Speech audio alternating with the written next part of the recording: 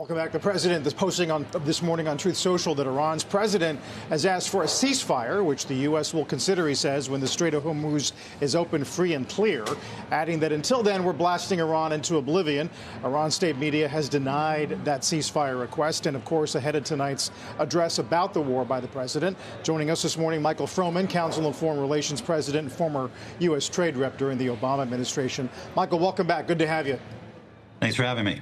A lot of theories about what the president will say tonight. What do you think? Well, look, I think there are military, there are diplomatic, and there are economic elements of the current conflict. We'll be interested to see how the president addresses them. We had Rich Colby, the senior Pentagon official here at the Council on Foreign Relations. He laid out what the military objectives were, which were to very much degrade the missile capabilities of Iran, to sink their navy and make sure that they couldn't defend their nuclear program any further. Those have been largely achieved.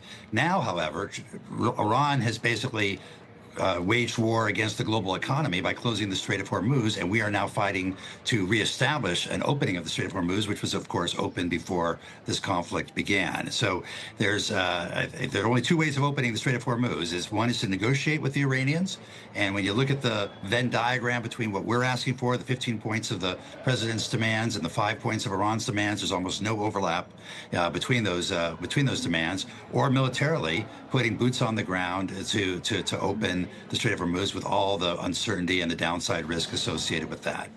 Right. Do you think the movement of assets, by the way, which is still moving towards the Middle East, is a suggestion that a ground offensive is in the cards?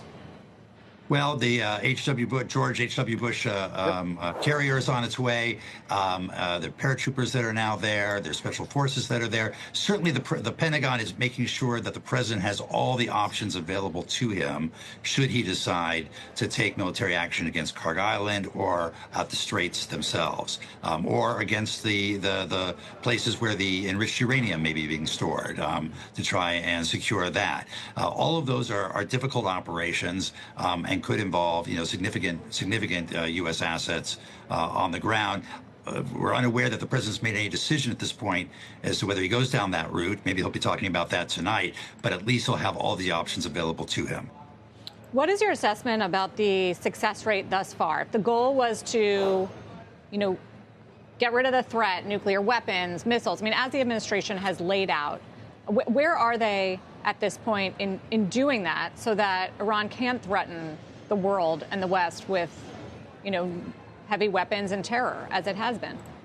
Well, I think when you look at the basic military objectives that were laid out at the start of this campaign, I think the administration's made significant progress on all of them. But I think what Iran has showed is that in this kind of asymmetric warfare, with a relatively small number of drones and missiles, they can continue to wreak havoc on the global economy by threatening shipping in the Strait of Hormuz and holding the rest of the world hostage. And they're counting on the fact that this pain will affect us more than them, and that they can continue to export their oil. In fact, they're getting higher prices for it now. Now the sanctions have been lifted on the oil that's on the seas, as is Russia, and so their view is all they have to do is survive. The U.S. has to win, and that's a very asymmetric kind of conflict.